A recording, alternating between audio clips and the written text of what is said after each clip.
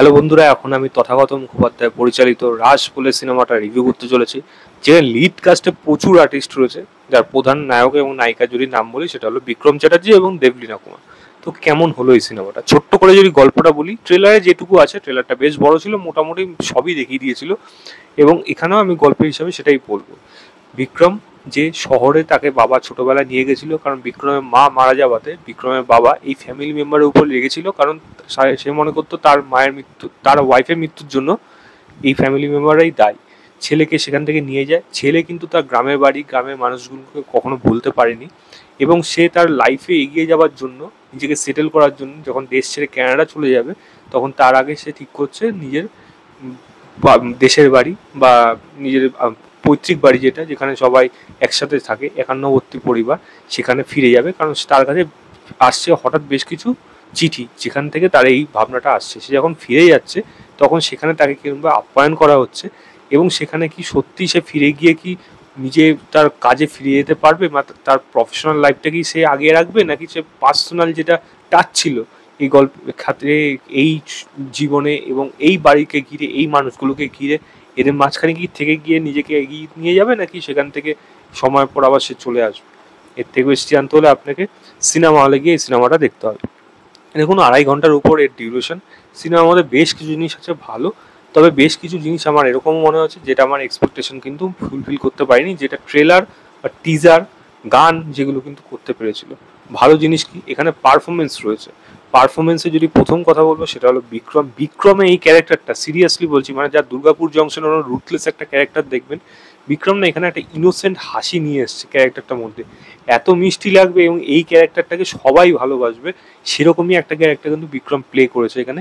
এবং সে কিন্তু খেটে অভিনয় করে প্রত্যেকটা জায়গায়, সেটা কিন্তু পরিষ্কার বোঝা যায়। এবং বিক্রমের এই ক্যারেক্টারটা না প্রত্যেকটা, মানে সবাই না এরকম একটা বন্ধু চাইবে, কোনো মেয়ে এরকম একজন হাজবেন্ড চাইবে।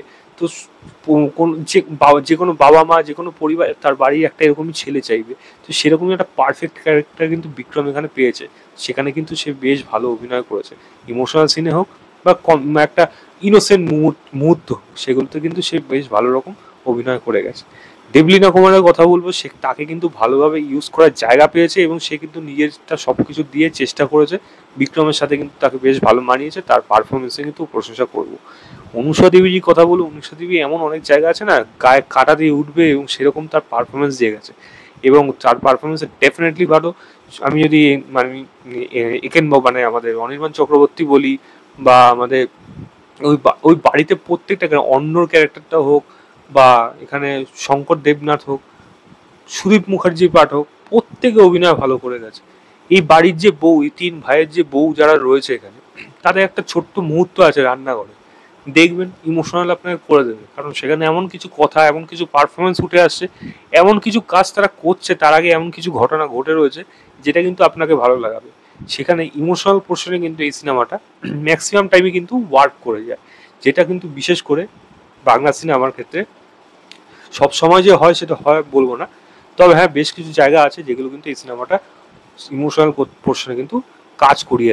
এবং অন্যান্য যে ক্যারেক্টারগুলো রয়েছে, তারা কিন্তু তাদের পারফরমেন্স এখানে আগের মতো দিয়ে গেছে, সেটা একটা ঠিকঠাক পারফরমেন্স কিন্তু বজায় রেখেছে। তবে পারফরমেন্স নিয়ে আমার একটা কথা আছে, সেটা আমি পরে খারাপ দিয়ে বলবো, সেটা আমি পরে আসছি।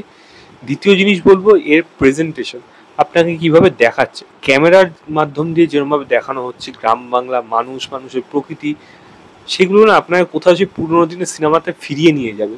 এবং পুরোনো দিনে আমি যদি পরিচালকদের নাম বলি, সেটা তরুণ মজুমদার হতে পারে, সেটা আমাদের আমাদের ঋত্বিক ঘটকের কোনো ছবির টাচ, আমি এই মুহূর্তে নামটা মনে পড়ছে না, বাট ঋত্বিক ঘটকের না সেই সেই খালপাড় দিয়ে হেঁটে যাওয়া, এরকম না অনেক দৃশ্য ছিল।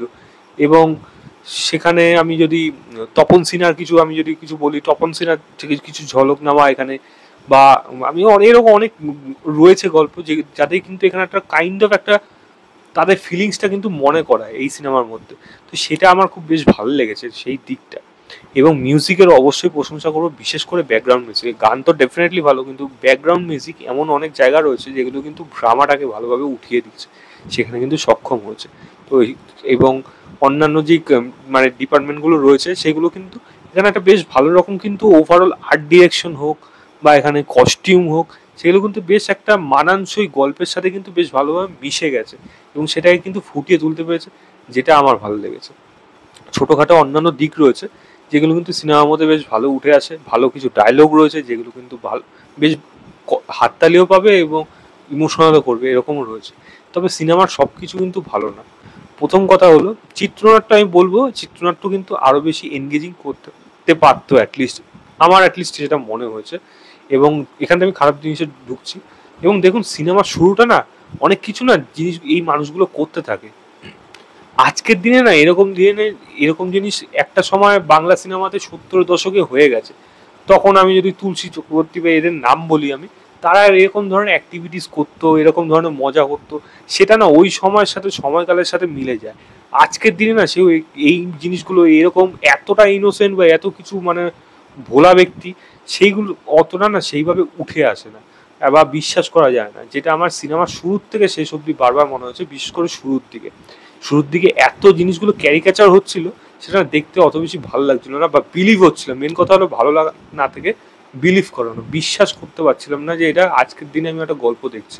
এটা আজ থেকে 20-25 বছর আগে দেখলে তবুও আমি মানতাম যে না ঠিক আছে এটা একটা করছে। বাট আজকের দিনে মানুষ অনেক বেশি চেঞ্জ হয়ে গেছে, সেটা গ্রামের মানুষও, সেটা যতই অজপাড়াগায় গ্রাম হোক, এতটাও ইনোসেন্ট বা এতটাও জিনিস কিন্তু এতটা লাইটলি, যেটা আগের সিনেমাতে হতো, হয়তো সেই জিনিসটাকে ফিরিয়ে আনার চেষ্টা করা হয়েছে, কিন্তু সময়ের সাথে কিন্তু সেটা একেবারে বেমানান লেগেছে, যেটা আমার কিন্তু ভালো লাগেনি।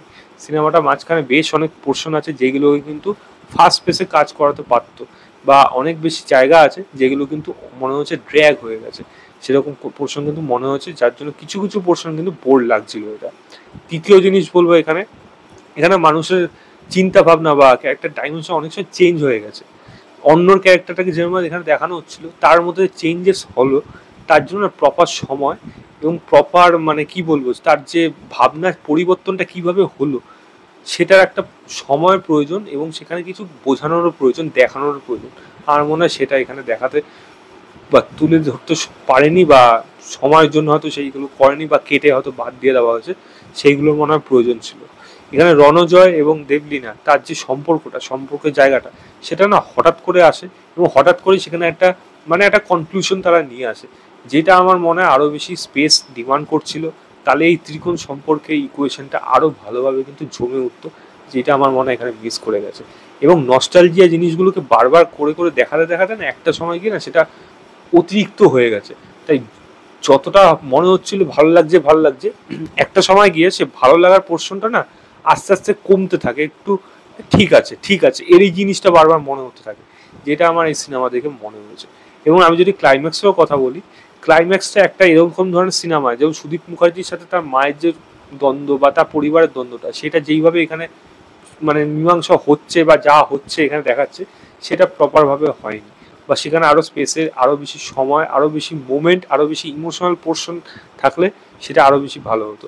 এবং ক্লাইম্যাক্স, যেটা আমি বারবার বলছি, ক্লাইম্যাক্সে যেই জায়গাগুলো, সেখানে আরও অনেকটা বেশি মানে এইটাকে নিয়ে মানে রাস উৎসবকে কেন্দ্র করে বাড়িতে সবাই এক হচ্ছে, সেখানে এই বাড়িতে আসছে, তো রাস উৎসবটাকে কেন্দ্র করে সেটা নাটক করা হোক, সেগুলোকে না সাইড লাইন হিসাবে ইউজ করা হয়েছে। কমেডি মুভমেন্ট যেগুলো দেওয়া হয়েছে সেগুলো একটা কাইন্ড অফ অডিয়েন্সে ভালো লাগবে, আমার কিন্তু সেরকমভাবে ভালো লাগেনি।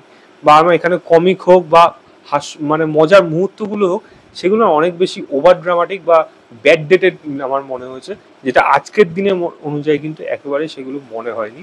এবং যেটা আমি বললাম যে শেষটাও যে আমার যে খুব বেশি ভালো একটা দারুণটা একটা ভালোভাবে শেষ করলো সিনেমাটাকে, যেটা পুরোপুরি মনে থেকে যাবে, সেটাও কিন্তু আমার সিনেমাটা দেখে মনে হয়নি। তো আমার কাছে এই সিনেমাটা একটা ভালো সিনেমা, তবে খুব ভালো বা এক্সট্রাঅর্ডিনারি সিনেমা আমি বলবো না। এর থেকে আরও বেশি এক্সপেক্ট করেছিলাম, কারণ আমার ট্রেলার টিজার গান সবই ভালো লেগেছিল, বাট কোথাও যেন সেই জায়গাটা আমাকে কিন্তু পূরণ করতে পারেনি। আমি এই সিনেমাটাকে ম্যাক্সিমাম 3 স্টার দেবো, আউট অফ 5 বলবো। সিনেমা হলে যান, গিয়ে দেখুন, দেখে জানাবেন আপনাদের কেমন লেগেছে। তো এই ছিল আমার ওভারঅল রিভিউ রাজ বলে সিনেমাটা। ভিডিওটা ভালো লাগলে লাইক শেয়ার, চ্যানেলটাকে অবশ্যই সাবস্ক্রাইব করে দেবেন। বাই।